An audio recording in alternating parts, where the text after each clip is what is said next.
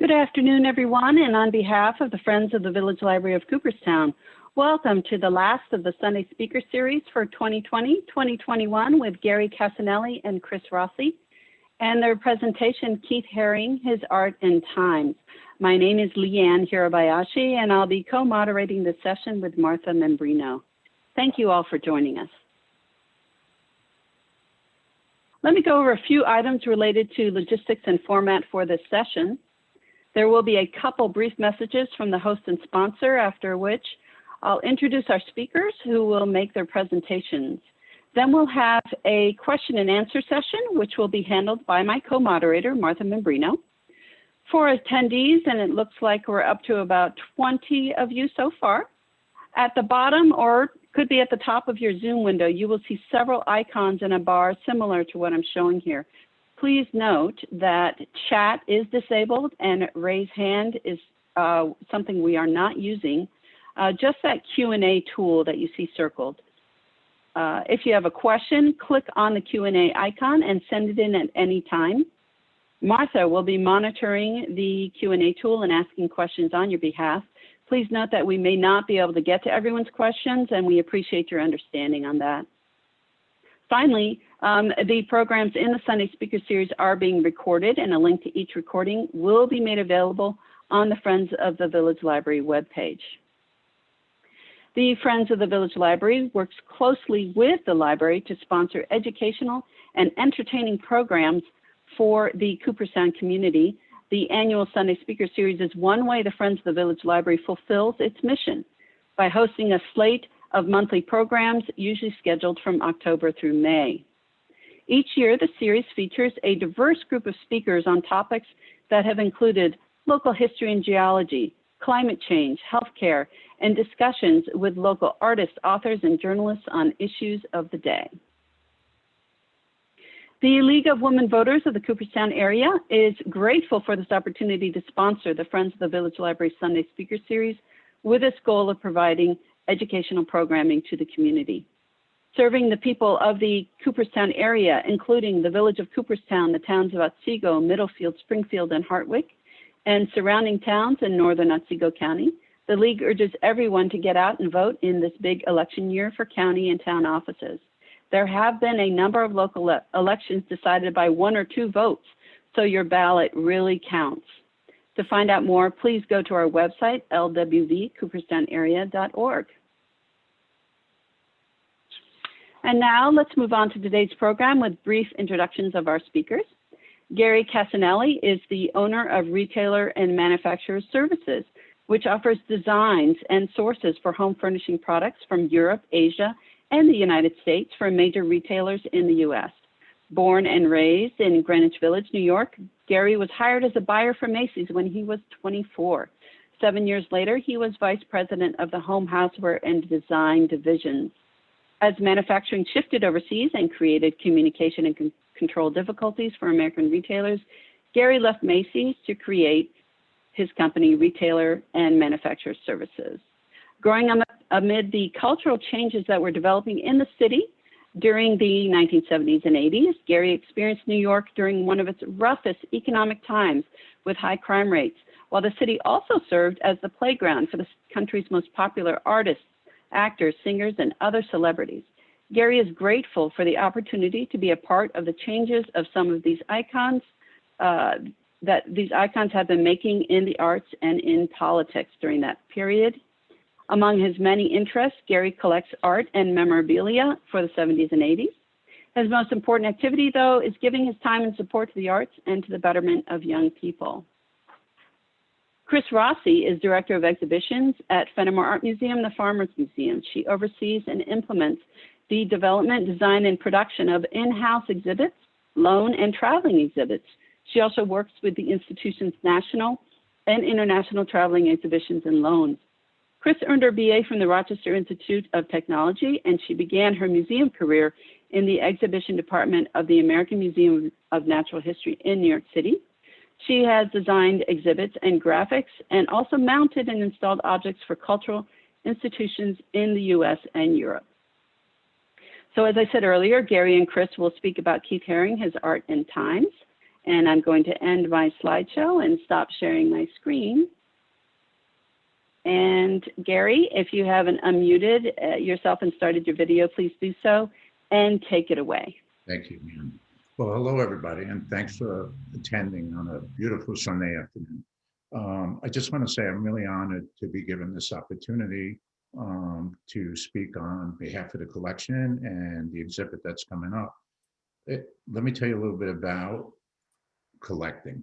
When I first spoke to Martha and she mentioned that she'd like me to be part of this session, I asked her, I said, well, what exactly should I discuss? What should I say? And she said, well, since you're the collector and owner of the collection, why don't you speak about that? And then a little bit about the artist, since you guys crossed paths during your life.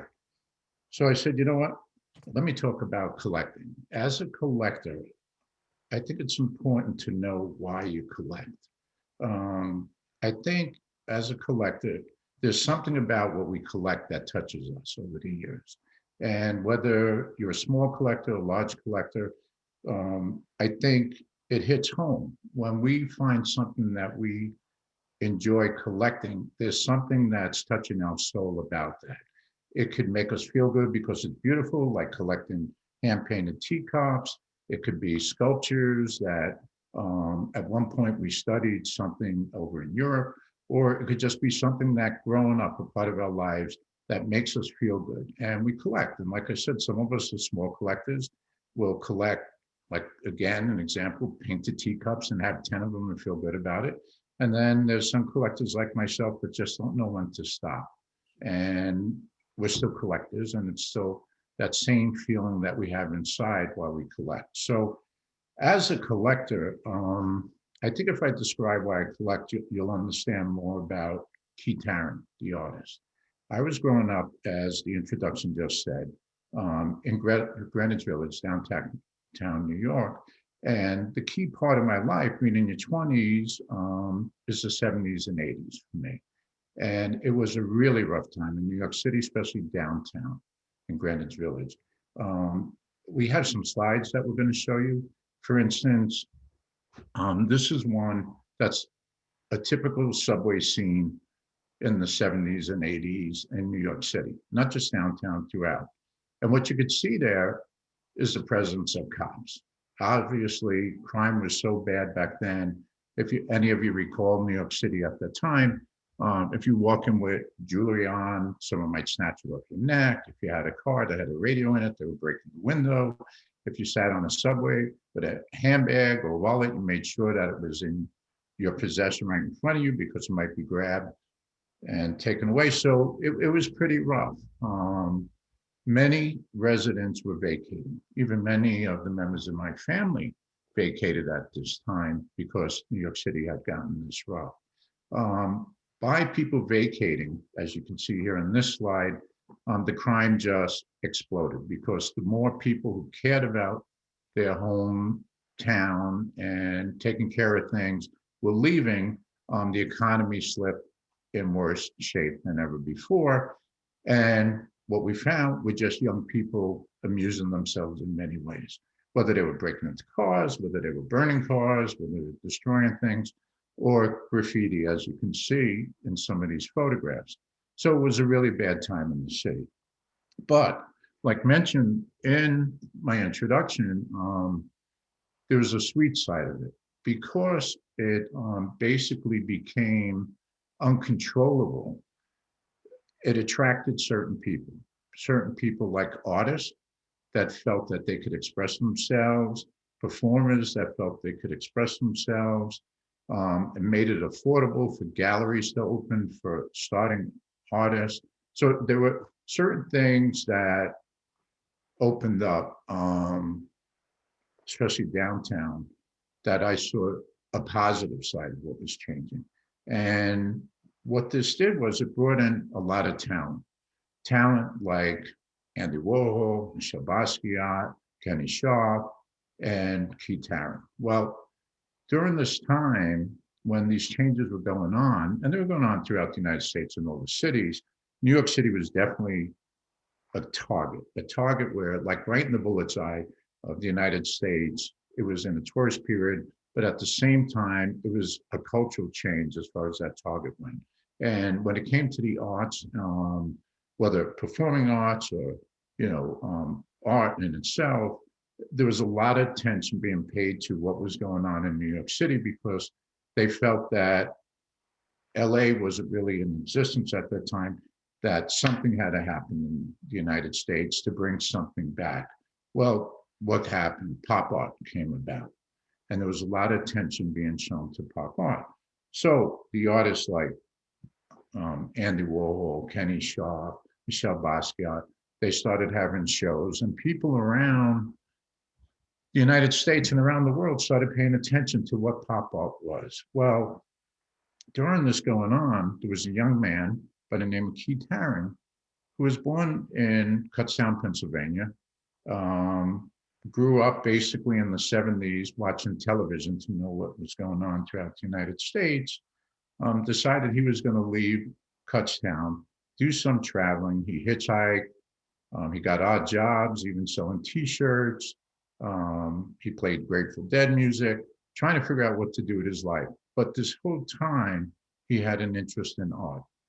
But his interest in art wasn't so much what we know as like Hudson River Valley or some of the other great artists that we look at, Michelangelo. His interest in art was more primitive. He looked back towards some of the primitive art that was out there in caves, on old pieces of pottery, and how man basically told stories about what was going on in their life, the changes going on in their life and things like that. So what Keats started to do was create an art that was totally different. It was an updated version of primitive art, meaning there was no words. It wasn't a copy of anything. It was going to be images that would sort of tell you a story. And when people looked at these images, they were going to come up with their own story based on what was going on in their life, but there was a story there. Right now on the screen, you can see a subway drawing here. There are two people tied together. Well, this particular one that he did several times in the subway is quite famous because it's basically two men tied together. Okay, so during the 70s and 80s, we had an explosion of gay rights trying to express themselves. We had many different civil subjects going on. But in this particular one, where you have two men that are tied together, you can see that there's tension going on. You can see that there's struggling going on. So these two men may be together, but it's not easy. So there's a story there. And this is just an example of when you look at drawings that Keith did, you'll sort of understand what's being said. Just like going into a cave and looking at some primitive art on a wall. So Keith decided he was going to come to New York City. He obviously admired the artists that were coming out of the pop art culture.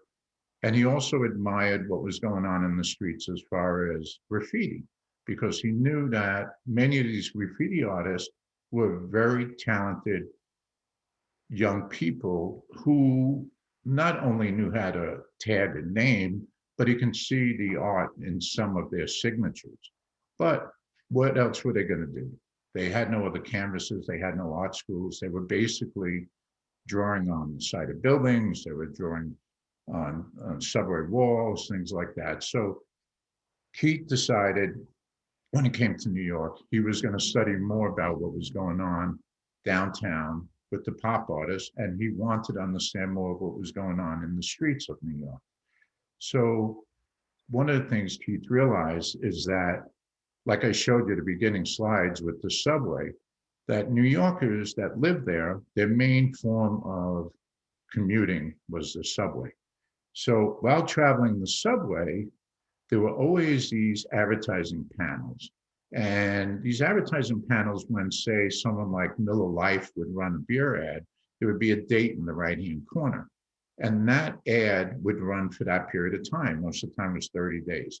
When that period of time was up, the people that ran the advertising in the subway would then put a piece of black paper over that ad, meaning that you only had those 30 days, which is what you paid for that ad to be in that frame on that subway station.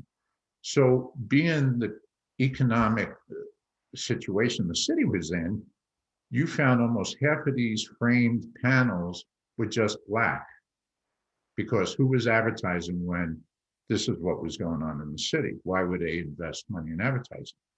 So Keith took it upon himself to try and reach out to the people and take advantage of these black panels by drawing with chalk on them and expressing his art form by telling stories. No words, figures, and many figures, some joyful, some more pleasant than others, and some political. He even did some around the holidays with holiday spirits, which you'll see throughout this exhibit, the many different forms of expression that he had over the years.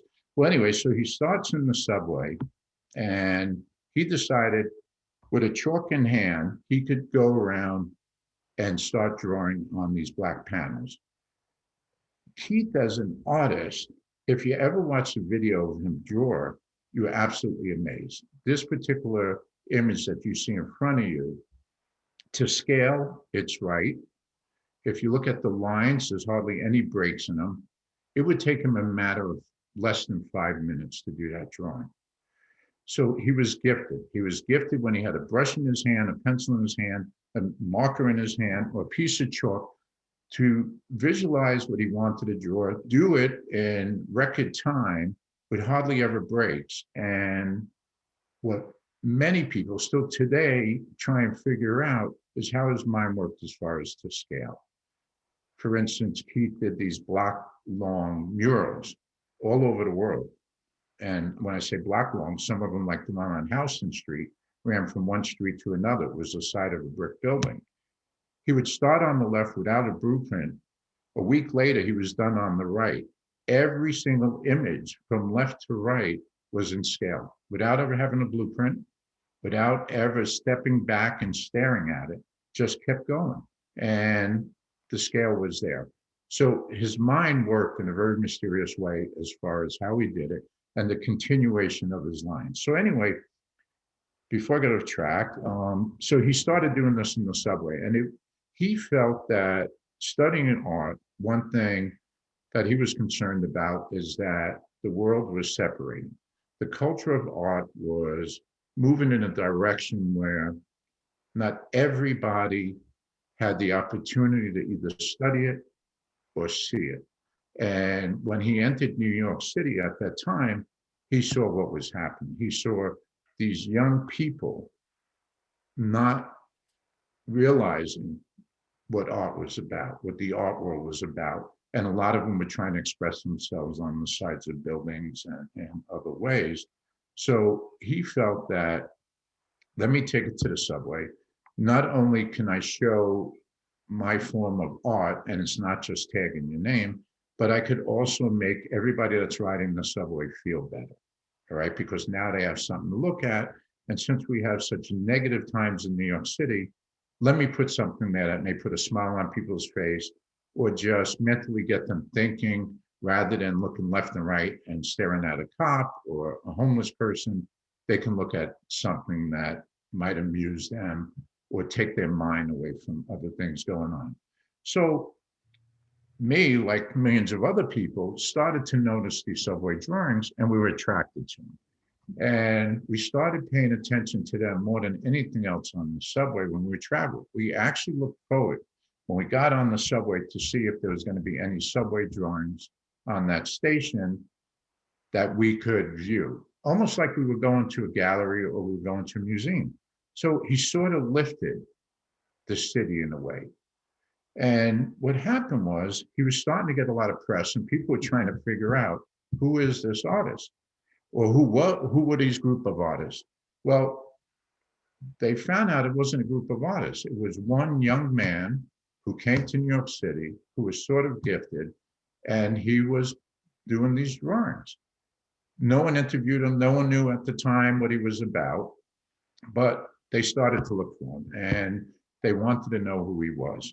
Well, he got arrested a couple of times, and the police arrested him because they thought, because of his notoriety, they were concerned that it might increase. So obviously he was arrested, he went before a judge, and the judge basically said, there's nothing to charge.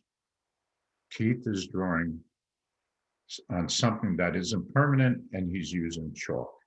If I press charges against this young man for using chalk, we're going to have to arrest every young person drawing on the city sidewalk. So he's not doing damage to anything permanent. He's not drawing anything that's permanent. There's no charges here. And they released him.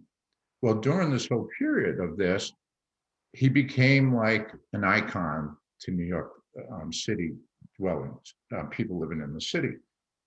So much that the art world, like the Warhols and the Basquiat's and the Kenny Sharps, and even the performers like Cher and Madonna and all these people that were hanging out downtown, was starting to realize there's a person that's getting noticed as much as they are, but they don't know who he is.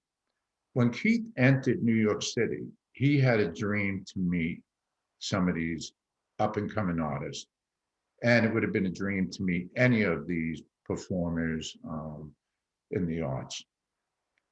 But he never had that opportunity. There was always the rope dividing who these people were with just an average person like himself.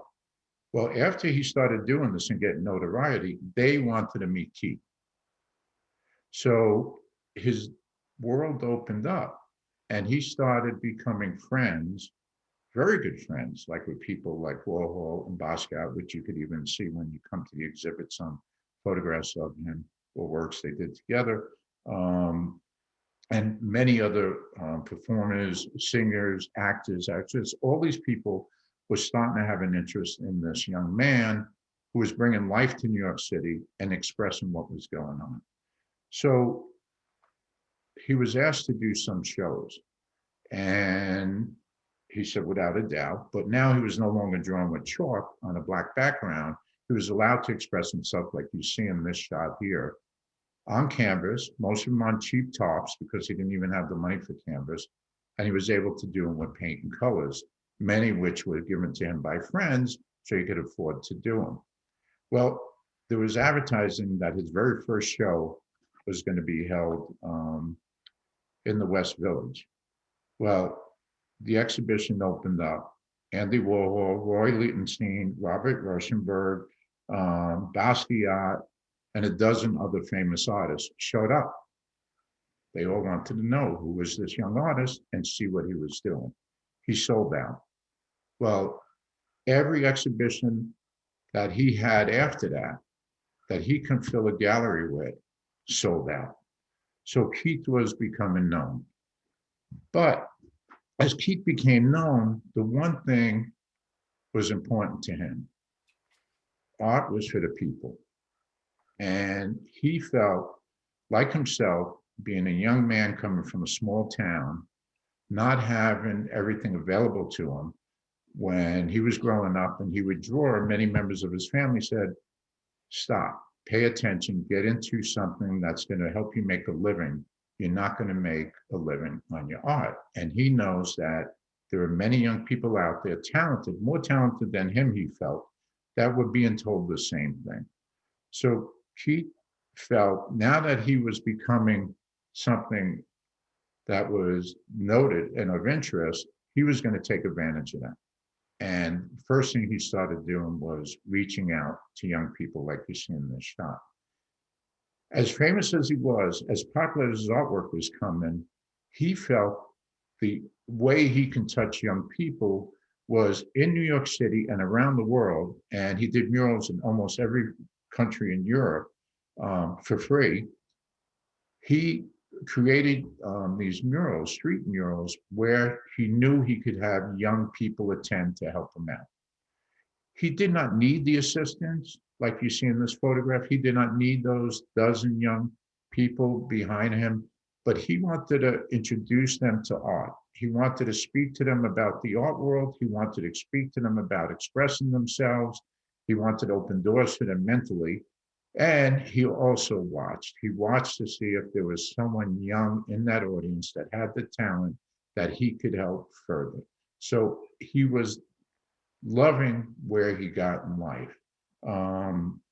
The other thing, though, that concerned him was as he was becoming more noted in the art world, which meant more people were collecting his artwork, and he was opening more exhibits at these different galleries, the prices were going up. And that's based on who owns the gallery. They saw the opportunity because of demand to raise his prices. So he was concerned about that because he was becoming the same machine that he saw the Warhols, the Basquiats, and many other artists coming out of this whole pop culture becoming part of that money machine is what I'm saying, where it just kept getting more and more important and more expensive. So he decided he was going to open up the pop shop.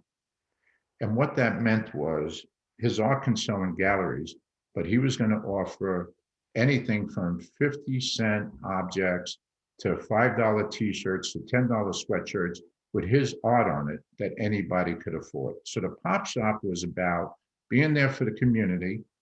I'm not an art gallery around the corner on West Broadway. I'm a shop that you can come in and buy something. If you like my art, if you like my stories, you come into the pop shop, you can buy a hat like you see these young people wearing, or the t-shirts that they're wearing, and everything was basically under $20. So it was his way of still having art for the people. Now, what he also did here was he opened up a whole new avenue in the art world.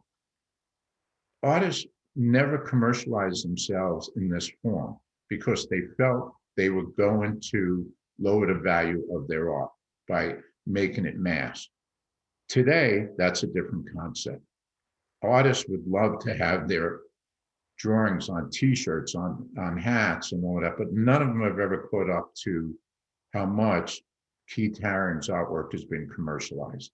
And the foundation has done that. The foundation has continued to make his art available to the public. So anywhere from pencils to high-end Fendi and coats, things like that, Adidas, all of that, it's available. So regardless of your walk of life, regardless of what you could afford, Keith's drawings is on there. Now, we look at that, we say, well, this is just a big money machine and that's not what he wanted. Well, not necessarily. When he opened the pop shop, he realized, now he was making money with the pop shop. So what do I do with the funds that are coming in, the profits that are coming in from the pop shop? So he created two foundations, one an outreach for young people and the other one's for AIDS research, which at that time, as we all know, in the 70s, 80s, was the epidemic of its time, sort of like what we just went through. We didn't have answers, we were losing loved ones. So he decided anything that was being profited from the pop shop and much of his art and galleries was going to go to these two organizations. So the beauty of Keith was he never became anything other than the young man with talent from Kutztown, PA, who had a sensitivity for young people like himself that may not have had the opportunities that some may have to understand the art world. And he wanted to bring joy into their lives and at the same time do good with what he would be able to profit from. So going back to why am I a collector, growing up in the 70s and 80s, this was happening right around me. These murals were being built up the block. Everybody was hanging out in the small community. I got to meet Keith. I got to find out what he was about. I got to watch him go from one point to another in his life. And he touched me in a way by collecting his work. I collect a good part of my life. So sort of telling you who I am as a collector and as much as I can tell you about the artist, which I find is very important. Too many times today, we enjoy certain artwork and we go see what it's all about by going into these museums and these galleries and looking at their art. But we really don't know much about the person behind the talent of that art. Well, I feel so honored that the Fenimore is giving me the opportunity to show this collection, but more than that, working with Paul and Chris Rossi and Martha, they feel the importance of this exhibit is not only the art, which is noted around the world, and that museums have lines going down the block to show his work, but almost it's a tribute to who this young man is and what he did in a short period of time. His time is only 10 years from entering New York City till the day he died of AIDS. In 10 years, this is what this young man accomplished and the amount of people that he touched. So I can be going over my 20 minutes, so I think I need to stop. But I just wanted, and maybe I was talking a little too fast in there, but I wanted to get my point across as why I collect his art and who he was as a person, and to actually get you to understand what the exhibit's all about. And I hope you guys really do enjoy it. And at any time during the exhibit, if you guys want any more information about the artist, just let the museum know. I'll be glad to speak to you. Thank you. Thank you, Gary. I'm guessing that many of us watching this afternoon recognized Keith Haring's artwork at some point or even visited the pop shop, but I'm not sure how many of us really knew much about the artist himself. So thank you for those insights. And we'll turn to Chris now, who will talk about your collection and what is going to be happening at the exhibition at the Fenimore. Chris?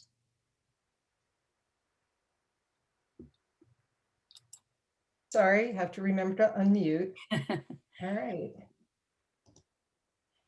And thank you to Gary. That was just a great way to start out the talk and to set the scene for what New York was like in the 80s and what Keith Haring meant to New Yorkers and to the art world. So much appreciated. And again, thanks to Gary for making this exhibit possible for us. We were supposed to, Fenimore was supposed to take Keith Haring Radiant Vision in 2020, but we all know what happened with COVID. And so things had to get rescheduled. And instead of being the first venue for the show, we wound up being the second. So what I'm going to do is give you a little sneak peek and talk about what we wound up doing and where the first venue was. So in 2020, as I mentioned, we had to reschedule, but we were very fortunate that Gary lent us this wonderful piece by Keith, and that's the Medusa. And we had that on display on our second floor. And it was a great preview as to what was coming. Now, the place where the exhibit actually opened is the World Chess Hall of Fame in St. Louis. And many of you probably saw the Queen's Gambit, and the Chess Hall of Fame thought it would be fun to do a play on that name. And so they retitled the exhibition Radiant Gambit. And it's just coming off display there, and it's going to be shipped to us shortly. And I'm going to use my cursor. I hope this doesn't drive everybody crazy, but I want to point out a couple of things. The exhibit is large, and it covers Keith Haring's start when he's a kid. We've got his yearbooks here. You can also see in the back of the exhibition the Medusa that we were able to feature last summer, which was wonderful. Gary mentioned the fact that Keith Haring was very much involved in what we would call social justice issues. He was involved in advocating for the common good and for liberating people from oppression, to working to raise AIDS awareness. And these are themes that you see in his artwork, and you'll see them in the exhibition. And at the back of the gallery here, you see a series called the Free South Africa pieces. And those were created in 1984 to raise awareness of apartheid. And this is a great example of how art can make change by raising awareness, also helping to influence change makers and help bring apartheid down. So this was a very powerful series, and you'll see that in our exhibition. Gary also talked about this universal language that Keith Haring created, and you'll see it again and again in the artwork. This figure here looks like a Christ figure, and the barking dogs. Haring, when he was younger, was involved in the Jesus movement, and you see some images that relate to that in his artwork. And we've got another view here from the Chess Hall of Fame. One of the things they did, which is really fascinating, was they're the Chess Hall of Fame, so they incorporated chess-themed Haring-related artwork. And you can see right here, these won't be coming to Fenimore, but they had three of them, chess sets that were Haring inspired on display in their exhibition. Right here are probably some of the most recognizable pieces that Keith Haring created. And this is a part of that, again, that visual vocabulary. You've got the barking dog here, the face with three eyes. The story goes that when Haring originally created it, he was sketching, and this is unusual for him, but I guess realized it was a little cramped and added the third eye in. Gary, correct me if I'm spreading an urban legend here. No, you're right. Okay. Yep. And this wound up being the subject or one of the big features on that mural that Gary was talking about on Houston Street. We also have these sort of angel-like figures, and then probably the one that is most recognizable, sort of like the tagline, like the Haring tagline, and that's the radiant baby. And Haring said that he thought of babies as being the purest and most positive experience of human existence. And so you see that very positive baby showing up in a lot of his work and becoming maybe one of the most recognizable pieces that he created. Gary talked about children and Haring's relationship to children. This is the story of Red and Blue, and it's a series of 20 lithographs. It was made as a gift for Max and Marie Mayer, the children of Haring's German dealer, Hans Mayer. And it's a great little story. The top line here starts out all in red and black. The bottom is in blue. The two colors start to meet and mingle, and you can see them working together. And eventually the two merge, and you're left with this wonderful little purple egg, which is the combination of red and blue. Haring admired children for their honesty, expressiveness, and imagination, and those are all qualities he aimed to demonstrate in his own work. And there is this very charming, easy to access childlike quality in his work. Gary had mentioned the pop shop, and you can see here one of the pieces from the pop shop. There's that radiant baby, but this time it's an inflatable. So you could actually buy the baby, bring it home. And then on the back wall here, we've got two pieces that use that iconography that he created, that visual language. What does this mean? Well, Gary pointed out there's a story here, but the visitor, the viewer is invited to create their own narrative for these pieces. There were certain themes that Haring was very concerned about. This is back when nuclear war was very much on everybody's minds. He was part of the no nukes movement. Gary talked about him looking at ancient symbols. You can see that Egyptian pyramid in the back, things that will show up again and again in his artwork. And now we're going to do a little peek at what's going to be shown at Fenimore, what it's going to look like when the exhibit gets to our gallery and becomes installed. The exhibition will be on view from Memorial Day weekend, that's May 29th through September 6th. And one of the things we've commissioned for the gallery is this timeline. It's 6 feet tall by 16 feet wide. It was created by Angelique McAlpin of Drawing Impact.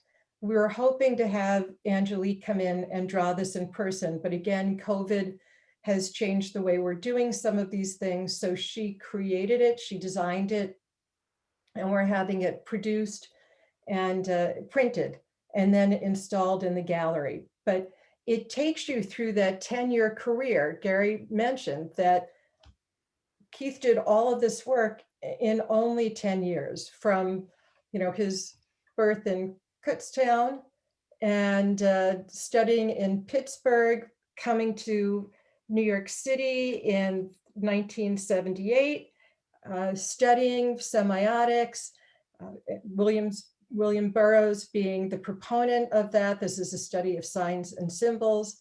The subway drawings that Gary mentioned, one of his radiant baby pictures here, over to his first big show, which is at the Shafrazi Gallery in 1982. And then again, as was mentioned, here with Basquiat and Warhol. And I'm sorry, I know these images are small on your screen, so I'm hoping you'll come to the gallery and see this very big timeline and the installation. We've got an image here of Haring in the pop shop, and that's 1986. And then one of his well-known murals here, Crack is Whack, which was created in the Bronx. It was in response to the crack epidemic and to the people being lost to drug death. And that wall has recently been refurbished and is still up and still can be seen. Keith also worked with the group ACT UP to oppose AIDS, to drum up awareness of AIDS, to get funding for AIDS research. And we've got one of his t-shirts here, the Silence Equals Death t-shirt. And then a mural that he did with children. Again, his work with children, very powerful, and murals like this that he created around the world. And then sadly, Keith passed on in 1990 due to AIDS. Little peek at the floor plan, and you can see we've got quite a few, there's more than 120 objects in the exhibition. They range from pieces from the pop shop to some of the items that we just talked about that are on display and coming to us with the exhibit from the World Chess Hall of Fame, the subway drawings. And then we're also including in, and this was not shown, I don't think, Gary, right? Not at the World Chess Hall of Fame. It is not. Yep, the Apocalypse series. And this was a collaboration with William Burroughs, again, the person who introduced him to the idea of semiotics. And I'd like to share, we're putting quotes throughout the gallery, and I think it's helpful to hear the voice of the artist as you look at the work. And Haring said, "It is the responsibility of the self-proclaimed artist to realize the public needs art and not to make bourgeois art for the few and ignore the masses. I'm interested in making art to be experienced and explored by as many individuals as possible, with as many different individual ideas about the given piece with no final meaning attached. The viewer creates the reality, the meaning, the conception of the piece. I am merely a middleman trying to bring ideas together." So this goes to what Gary was speaking about. And he did create posters, that were very clearly, the Free South Africa piece is very clearly about the struggle and the struggle against apartheid, but much of his work was meant for the viewer to bring their own interpretation.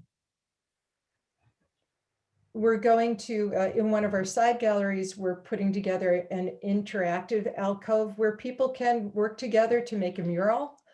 There'll also be a reading area and area where kids can make art inspired by Haring.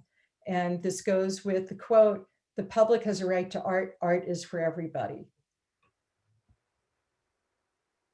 Now, in the next gallery, right over from the Clark Gallery, which is where the Keith Haring exhibition is going to be, we've got another exhibition that's drawn from our collection, the Thought Collection of American Indian Art. And this is elegant line, powerful shape, elements of Native American art. And as Gary set the stage, talking about what Keith's influences were, he studied, as I mentioned, semiotics. That's a study of signs and symbols. He was influenced by William Burroughs, who spoke about the same thing. And Haring created this visual vocabulary that was a universal vocabulary. It was influenced by sources such as Egyptian hieroglyphics and indigenous artwork. He was fascinated with how meaning attached itself to things, how signs gained meaning and changed. And you can see some of what would be considered inspiration here on this Native American basket from Arizona. The artist here is unidentified. This was created in the early 20th century, but you can see the figure of the person, the zigzag lines, the horse, something that might be a mountain or thunderbolt. And imagine how this relates to Haring's work, how this universal language of line, color, and shape have informed artwork for millennia. And Haring said drawing is still basically the same as it has been since prehistoric times. It brings together man and the world, and it lives through magic. And finally, outside of the walls of the museum, we are bringing in mural artist Angel Garcia. Just as Haring would create murals that were communal affairs and would involve children, Angel Garcia is going to be creating for us a Haring-inspired mural down in Pioneer Park in the heart of the village of Cooperstown. And the piece that you see at the bottom here is not the piece that he's doing for Cooperstown. This was created, he was the lead artist on this project, and it was created at Ellery Street in Brooklyn. And I'll leave you with the quote from Keith that I think sums it up. Art should be something that liberates the soul, provokes the imagination, and encourages people to go further. Thank you, Chris. You know, I had a question come across saying, what exhibit are you talking about and where is the museum? So you've said those things, but it might be good to just reiterate the dates of the museum and where the museum is located. Not everybody here is from Cooperstown. Okay, I forget with Zoom, you know, that, right. Yeah, this is wonderful that we've got visitors joining us from afar. So the exhibition is on display from May 29th through September 6th at Fenimore Art Museum in Cooperstown, New York. Okay, and that's on Route 80, but it's also an extension of Lake Street in Cooperstown that is in. Another question that came in, and I don't want to remind people that they can use the Q&A tool at the bottom of their screen, or for some it's at the top, and just type in and send in your question to us. One question came in, is the pop shop still open? This person used to be a frequent visitor. So either one of you, take it away. It is not. It closed several years ago. Yeah, it was in the early 2000s it closed, wasn't it? I think somewhere in there. Yeah, I would say around 2005, I think so. Yeah, all right. The shop itself is not open, but you can go to the Haring Foundation website, and they've got a little, separate website for pop shop items if you want to buy. But yeah, it's certainly not the same experience as back in the day. As well as the Fenimore gift shop. Thank you, Gary. Yeah, absolutely. All right. We have a comment and a question here. In the 1980s in Michigan, Keith did a workshop for kids at the Cranbrook Art Academy Institute. He did a big mural there. As they had many visiting artists using the same space, they painted over it shortly after he left. Yeah. Did you hear anything about that or his feelings about that? It was tragic. Great talk, and thank you so much. Gary, that might be directed to you, but either one of you can answer. Yeah, the sad part is that happened on many of the murals and street projects that Keith created. Many of them were commissioned for only a period of time. Many of them that were requested or agreed to with Keith were okayed by the city or the town that it was being done in, and it was almost like they put a period of time that it would be shown. We're talking about a time when Keith was known and very popular, and they appreciated what he was doing in expressing art to communities and reaching out to kids. Nobody ever thought that Keith would, till today, be as popular as he is worldwide. So, like many artists over the history, things got painted over. I mean, we're finding Michelangelo's on the paint and ceilings in Europe that nobody, or behind plaster that nobody even knew existed. There is one building in Manhattan where he did on the side of the building, and that mural lasted for many years. And when they were constructing a higher building in the old ground space where you would be able to see that mural went up, they decided that they were going to create an airwell in between the two buildings, not to build on top of his mural. So there's actually a building on Houston where there's a mural in between two buildings in case time to come, they ever find his art more important than that building. Well, it's there. So, you know, it's a shame, but yes, that's true. Many of his murals were painted over. Yeah. Can you talk at all about the Crack is Whack mural that let's see, that does that still exist? Was that restored? Is that? Well, that was there, and it went through all its periods of time, so that it just needed a rejuvenation. So it was just it was brought back into its original condition. There's work about it being a New York City landmark, which it may have happened already. I'm not sure. I believe it may, and which means it would stand the test of time as long as it could. That was a very important motto at that time, to express to young people to try and stay away from crack, which was taking over communities. Okay. Another question has come in. I keep wondering what Keith would be making if he were alive today, making about what's going on today. He says New York City has changed so much, but I imagine he'd be involved in digital projects. Any thoughts? And thanks for this great presentation. You know what?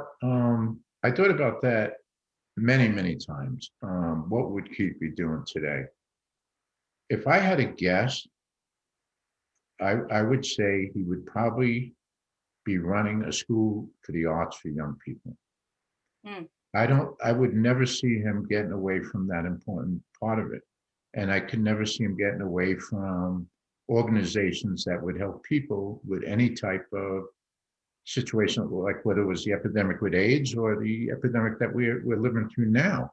I think Keith would have only become more involved in those things, and he would have become stronger in them. I think there would have been a point in his life where he was established for what he had done and decided to use his time and efforts for other things other than just handing art to people by helping people. That's my guess. Yeah. There was one comment that came in, Gary, while you were talking, and I probably should have presented it to you right then. You were listing other artists Keith had been working with or who were known at that time, and this person wrote in and said, and Kusama too. I don't know if that, I thought you might want to comment on that. You know what? Growing up in the West Village on King Street, on the south side of Houston, I grew up in what is now known as Soho. Back then, it wasn't Soho. Back then, it was just abandoned factories with large spaces that artists were able to move into for very cheap and have great lighting coming in, and storefronts that now could have galleries to express all these artists. There were hundreds of them. I don't know all of them, and I'm sorry I don't know that one. Yeah. Okay. Someone else asks if you, Gary, could talk a little more about meeting Keith, and did you have discussions with him? This person worked in New York City from 1987 to 2009 and can attest to the crime of the 80s and early 90s. Well, this was one of, when we were talking about the bittersweet part of New York City at that time, the bitter part was what I was showing you and talking about what was going on as far as people vacating and the economic crunch that it was going through. But the sweet part about it was it opened up the door for many talented people to come in and express themselves in a city that prior to that was not affordable, or today that it's not as affordable. So the sweet spot was that what I had just mentioned. I was growing up in the West Village on the south side of Houston, watching buildings being emptied because we're no longer manufacturing in these places, to seeing talented musicians and artists moving in that, you know, opened up life around me. But also while that was going on, the whole, what would you say, escape from life was the club scenes, the discos, the bars, the dance clubs. And in that brought many people of all walks of life, actors, actresses, singers. And you could walk into a club and you're having a drink next to Cher, or like I said, Madonna, or an actor, an actress that was big at the time. Elizabeth Taylor would even be at the Underground one night. You know, it would just be a place where many people came in to have a great time. They knew they can do anything they wanted to do at that point in New York City, because you weren't going to get arrested unless you stabbed somebody or literally stole something in front of a cop, because so much crime was going on that it became a party scene. And during that time, growing up in it, I met many people who became famous, and my luck being cross paths with Keith, and watched this person close to my age, 2 years younger, do something very positive for the city. And what I expressed was exactly who that person was, and how much growing and watching this person do what he did to the city, to me, left a mark. Okay. And then did Keith do any work in Kutztown, if I'm pronouncing that correctly? His home. Yeah, he did. Actually, if you look it up, you'll find that from a very young age, he drew even in a school. If you were to visit Kutztown and get into the elementary school, they have murals on the walls from him. They have in the art department wood floors that are half worn that he painted on the floor, his images. There's hidden art around Kutztown that Keith made a mark on. And there's a great sculpture of steel that he made in the late 80s that sits in the center of the town. That's good to know. I'm going to close with one last comment. It's not a question, but it's someone who says, thank you for making Keith Haring come alive. It is interesting and informative. I appreciate your sharing your knowledge. And so with that, but before I turn this over to Leanne, I just wanted to say on behalf of the Friends of the Village Library, I want to extend the Friends' gratitude to Leanne for her work as host for the Sunday Speaker Series this season, all of which she did as a volunteer. Leanne patiently led the organizers through Zoom training sessions, and she gave us the opportunity to have tech rehearsals, and she put together slides for the introductions and conclusions. But her greatest strength, I think, was the sense of calm that she conveyed as she helped us adapt to our new speaker format during this time of COVID. But I'd also want to thank Emily Gibson for setting us up with the Eventbrite platform for registration, and a big thanks finally to the League of Women Voters of Cooperstown for allowing us to share their Zoom webinar platform. It was a great collaboration. So thank you, Leanne, from all of us, and I turn it over to you. Thank you, Martha. Thank you, Gary and Chris, for just a really great program today. I'm just going to share my screen to briefly tell you about what's coming up at the Village Library. So give me a moment.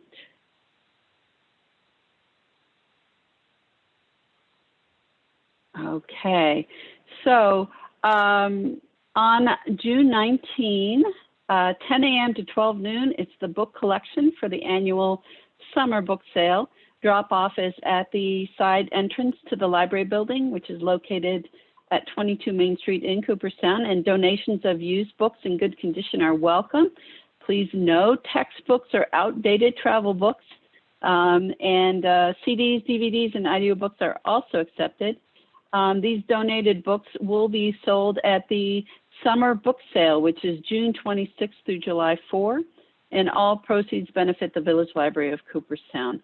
Also, if you have any questions or comments, including follow-up questions for the panelists, just email FOVLfriends22main@gmail.com. And I will stop sharing right now. And again, thank you all for joining us today. And we hope to see you at the Fenimore Art Museum and the Village Library. Thank you very much, and good night, everybody.